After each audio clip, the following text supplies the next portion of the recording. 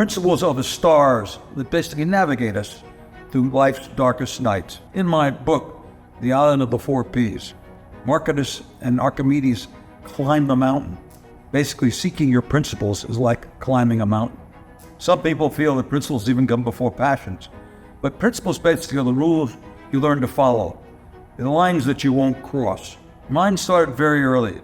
My father gave me certain simple principles like cleanliness is next to godliness, always dress well. But I got my real principles from the nuns at the Catholic school. They basically gave me the most important principle, which was the golden rule, and they taught it to me with the golden ruler. They also gave me the 10 Commandments and many other do's and don'ts. They made it very clear that if I did things right, I'd end up in the wonderful place. If I did things wrong, I would end up in the other place. My core principles basically evolved like my passions over a lifetime.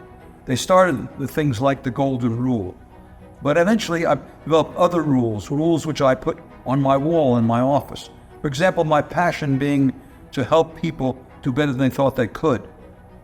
The principle that I came up with, which really served me very well, was anybody can basically accomplish almost anything if he or she doesn't worry about who gets the credit.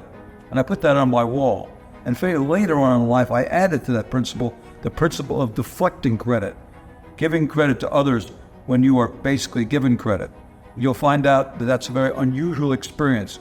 When someone says to you, you've done a good job, immediately think of those who have helped you and mention their names.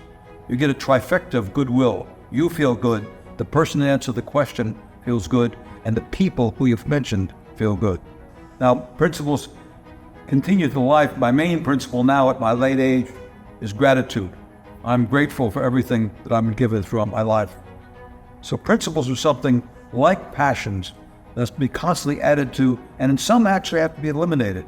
In my case, on Wall Street, I had the principle of living happy was to live hidden. And that worked very well for me. I stayed out of the press and I focused on my company. And it was one of the reasons I believe I was successful.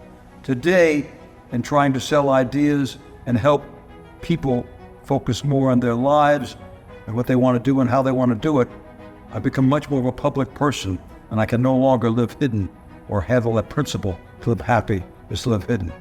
Join me in a deeper conversation on how we can live a more principle-centered life.